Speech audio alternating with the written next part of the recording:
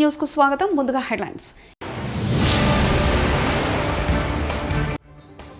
ఆ రాష్ట్రాల్లో పెట్టుబడులు పెట్టడానికి 50 సార్లు ఆలోచిస్తారు. ప్రధాని మోదీ సంచలన వ్యాఖ్యలు.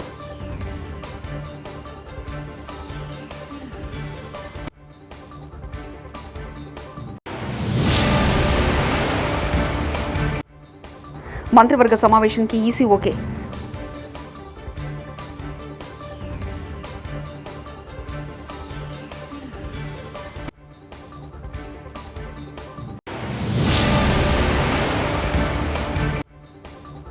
సీఎం వైఎస్ జగన్పై జేడీ లక్ష్మీనారాయణ కీలక వ్యాఖ్యలు.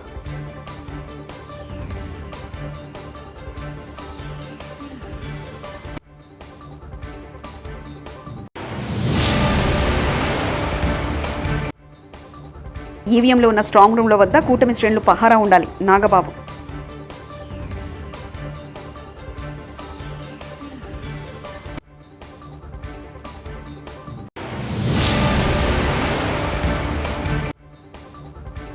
కేంద్రం ఏపీలో ప్రభుత్వం మారడం తథ్యం. సిపిఐ నేత నారాయణ.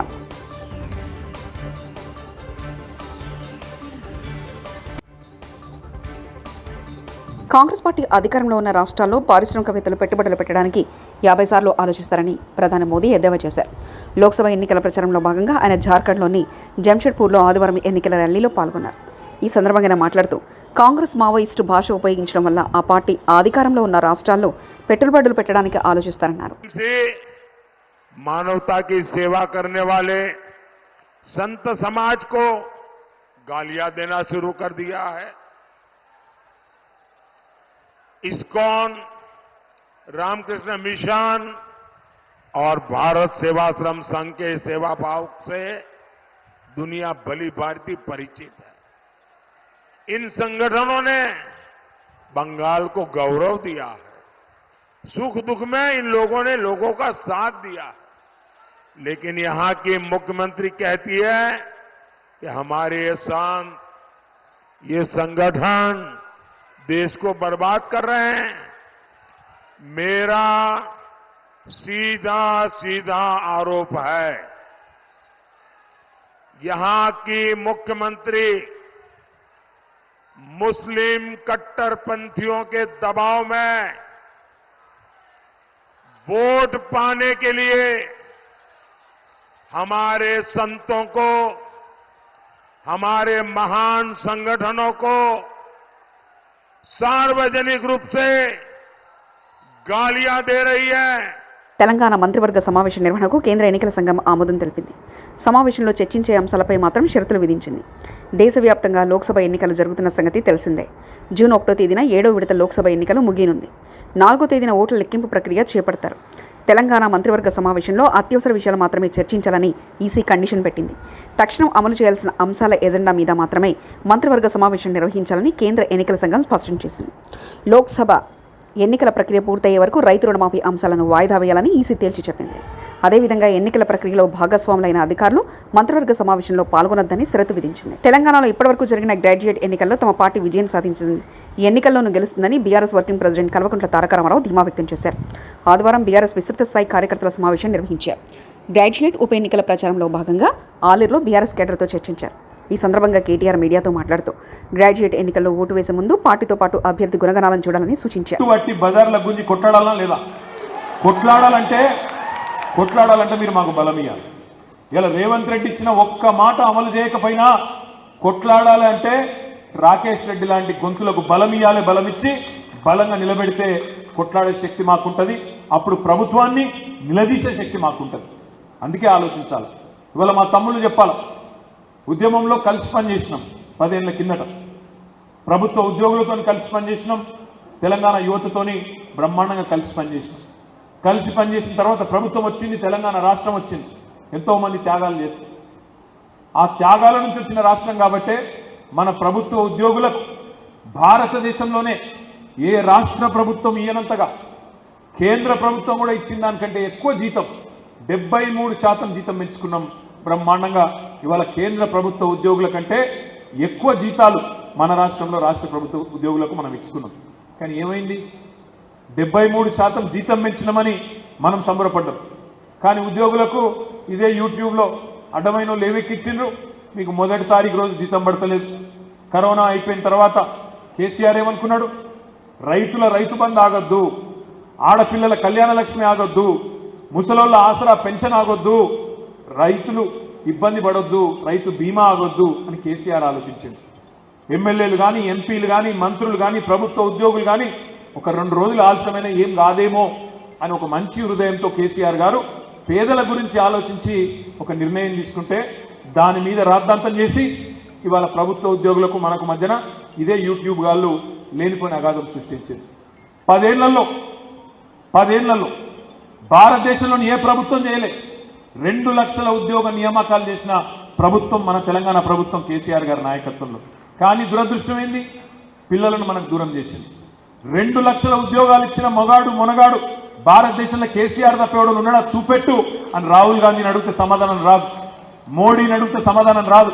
కానీ వాళ్ళ కుక్కలు మాత్రం ఇక్కడ మరుగుతుంటాయి. ఇక్కడ ఉద్యోగాలు ఇయ్యలే అంటే చూపెట్టరా అయ్యా, దేశంలో ఇంకొక రాష్ట్రంలో ఎక్కడైనా ఇచ్చిండ్రా 10 ఏళ్లలో 2 లక్షల ఉద్యోగాలంటే చూపెట్టే ముఖం లేదు.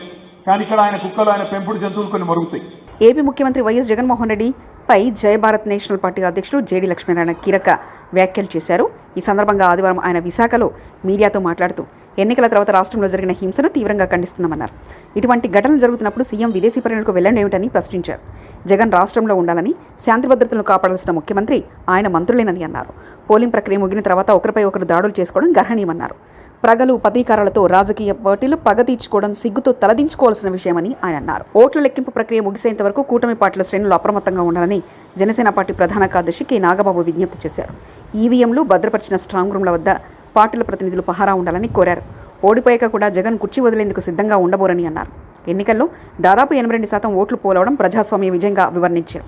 ఇదే సమయంలో ప్రజలంతా చాలా అప్రమత్తంగా ఉండాలని, ఓటమి కళ్ల ముందు కనిపించుతుండడంతో వైకాపా శ్రేణులు ఎంతటి అరాచకానికి ఓడుగడుతుందో పల్నాడు, తాడిపత్రి, తిరుపతిలో చూశామన్నారు. పల్నాడు, తాడిపత్రి, తిరుపతిలో చూసాం. సైకోపాత్ అనే మాట మనం వింటూ ఉంటాం. ఈ జగన్మోహన్ రెడ్డి కూడా ఆ కోవలోకి వస్తాడో లేదో తెలియదు, కానీ ఖచ్చితంగా అతను ఒక సోషియోపాత్.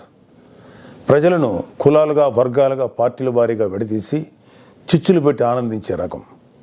అతనిలో ఆ మానసిక స్థితిని మొదట్లో ఎవరు గుర్తించలేకపోయారు. ఆ వ్యాధిని తన అసురగణానికి కూడా అంటించాడు.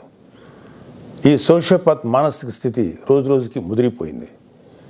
ఓటమి కనిపిస్తుండటంతో వైసీపీ ముఠాలు ఉన్మాదంతో ప్రజల ఇళ్ల మీద పడి అరాచకం సృష్టిస్తున్నాయి. మాచర్ల వైసీపీ ఎమ్మెల్యే సంబంధీకుల ఇళ్లలో పెట్రోల్ బాంబులు దొరికాయంటే ఫలితాలు వచ్చాక వీళ్ళు ఎంత రాక్షసత్వానికి తెగబడబోతున్నారో ప్రజలు గ్రహించాలి. తాడిపత్రిలో పోలీసులు కూడా తమను తాము రక్షించుకునేందుకు అగచాట్లు పడ్డారు.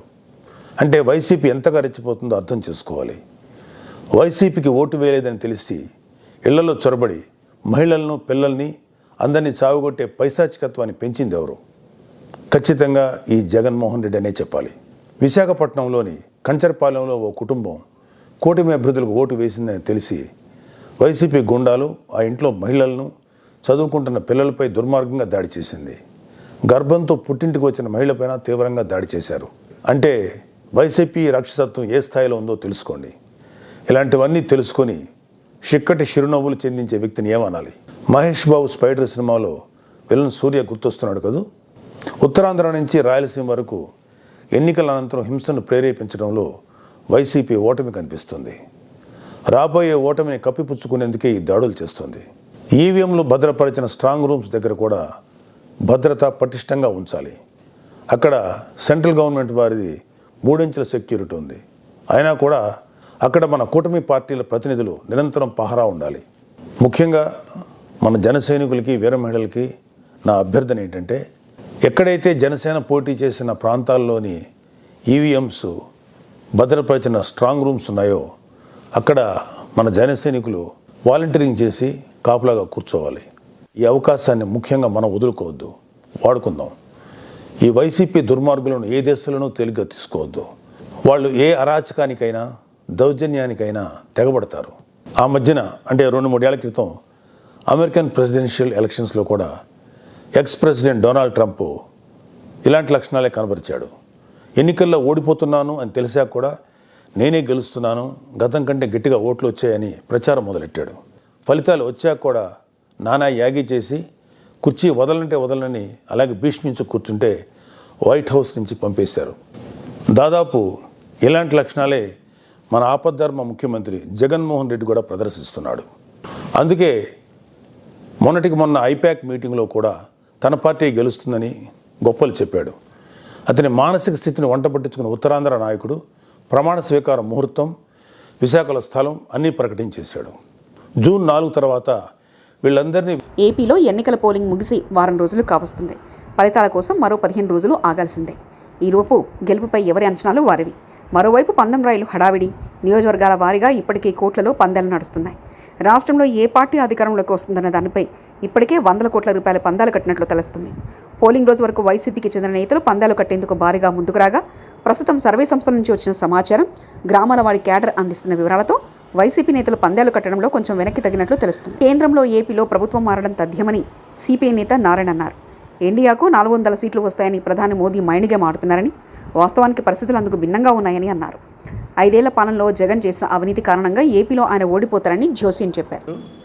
10% బీజేపీ ఓడిపోతుంది. అన్ని సీట్లు కాంగ్రెస్ పార్టీ, ఆమ్ ఆద్మీ పార్టీ పార్టీస్గా వస్తాయి. అది ఒక మంచి పరిణామం. కేంద్రంలో దాదాపు 400 సీట్లు చెప్పేసి పదే పదే ఒక సైకలాజికల్ వార్, మైండ్ గేమ్ చేస్తున్నారు. అది ఇప్పటికీ బీజేపీలో టాప్ లీడర్స్తో సహా మాట్లాడుతున్నప్పుడు అర్థమైంది. నార్త్లో 50% ఓడిపోతున్నారు. యూపీలో, ఎంపీలో, రాజస్థాన్లో, మిగిలిన హర్యానాలో ఇవన్నిటి కూడా 50% పైన ఓడిపోతున్నారు. వాళ్ళకి సౌత్ ఇండియా మీద ఎక్కువ ఆశ పెట్టుకున్నారు. సౌత్ ఇండియాలో 0. ఏదైనా వస్తే ఆంధ్రప్రదేశ్లో చంద్రబాబు నాయుడు దయ వల్ల 1-2 సీట్లు వస్తే రావచ్చు తప్ప బీజేపీకి, మిగిలిన సౌత్లో వాళ్ళు రావు. మహారాష్ట్రలో అదే పరిస్థితి. కేంద్రంలో రాజకీయ మార్పిడి తథ్యం, ఆంధ్రప్రదేశ్లో కూడా రాజకీయ మార్పిడి తథ్యం. డబుల్ ఇంజన్ అని చెప్పేసి గొడవ పెడతారే, డబుల్ ఇంజిన్కి అసలు ఇంజనే పోతుంది అక్కడ ఢిల్లీలో. వాళ్ళు గెలిచేటువంటి అవకాశం ఇట్టి పరిస్థితులు లేదు అన్న కాల్కులేషన్ చెప్తాను నేను. దానికి కారణం లేకపోలేదు. మోడీ ఉపన్యాసాల సరళి ప్రారంభంలో, మధ్యలో, ఇప్పుడు జరుగుతున్నటువంటి ఉపన్యాస సరళి చూస్తే మాకు అర్థమైపోతుంది ఓడిపోతాడని. ఎట్టి పరిస్థితుల్లో బీజేపీకి గవర్నమెంట్ ఫామ్ చేసేటువంటి శక్తి ఉండదు. అది గ్యారెంటీ. ఎన్ని సీట్లు వస్తారని నేను చెప్పలేదు, కానీ గవర్నమెంట్ ఫామ్ చేయలేదు. అంత పొజిషన్ రాదు. రాజ్యాంగాన్ని ఉల్లంఘించిన వాళ్ళు ఎవరైనా ఉంటే అది ప్రధానమంత్రి, హోమ్ మినిస్టర్ పైకోటి కాదు. రాజకీయ కక్షతోటి చర్యలు తీసుకోవడం తప్ప నిజమైన నేరస్తుల మీద చర్యలు తీసుకోవడం లేదు. ఇప్పుడు కేజ్రీవాల్ని అరెస్ట్ చేసి లోపలేశారు. వాళ్ళు 100 కోట్ల రూపాయల స్కామ్ అది.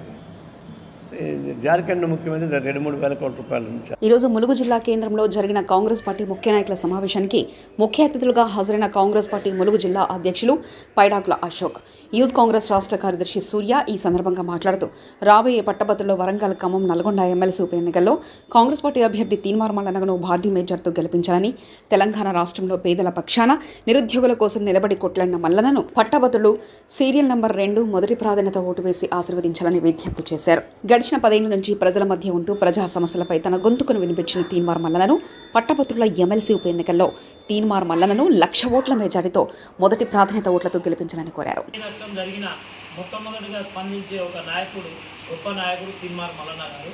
అటువంటి నాయకుడికి 27వ తారీఖు జరగబోయే ఉప ఎన్నికల్లో మొదటి ప్రాధాన్యత ఓటేసి భారీ మెజార్టీతో గెలిపించాలని కాంగ్రెస్ పార్టీ శ్రేణులందరూ అవిశ్రాంతంగా కష్టపడి మల్లన్న గారికి భారీ మెజార్టీని ఇచ్చి పెద్దల సభకు పంపించాలని కోరుకుంటున్నాం.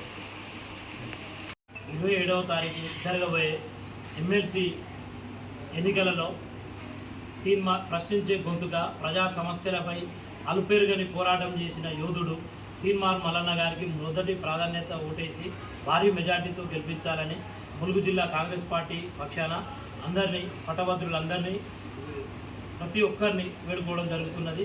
ప్రతి ఒక్క యువకుడు, ప్రతి ఒక్క ఈ మన విద్యార్థి, ఈ ఓటరు ఈ యొక్క మన ఓటు హక్కును వినియోగించుకొని 100% ఓటు హక్కును వినియోగించుకోవాలని ప్రశ్నించే గొంతుగా ప్రతి విద్యార్థుల గురించి, రైతుల గురించి, ప్రతి ఒక్క సమస్య గురించి, రాష్ట్రంలో జరుగుతున్న ప్రతి ఒక్క అన్యాయాన్ని వేలెత్తి చూపే నాయకుడు తీన్మార్ మల్లన్న గారు. అటువంటి మల్లన్న గారు కాంగ్రెస్ పార్టీ అభ్యర్థిగా ఈ ఎన్నికల్లో, ఉప ఎన్నికల్లో ఉన్నారు. కావున ఆయనకు భారీ మెజార్టీ ఇచ్చి శాసనసభ మండలికి పంపాలని ప్రతి ఒక్కరిని కోరుకోవడం జరుగుతుంది.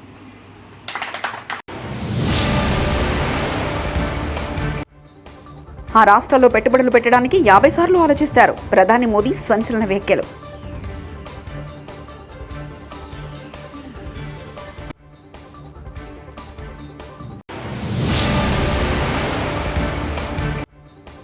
మంత్రివర్గ సమావేశానికి ఈసీ ఓకే.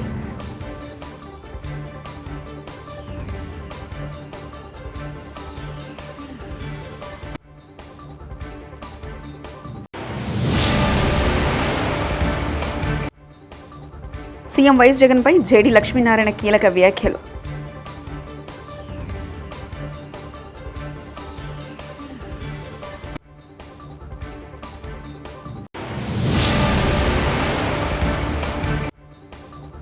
ఈవీఎంలో ఉన్న స్ట్రాంగ్ రూమ్ల వద్ద కూటమి శ్రేణులు పహారా ఉండాలి. నాగబాబు.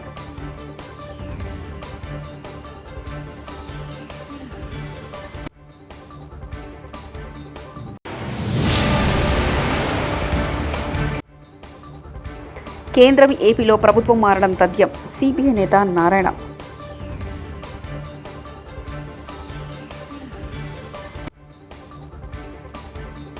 ఇవి బులెటిన్ విశేషాలు.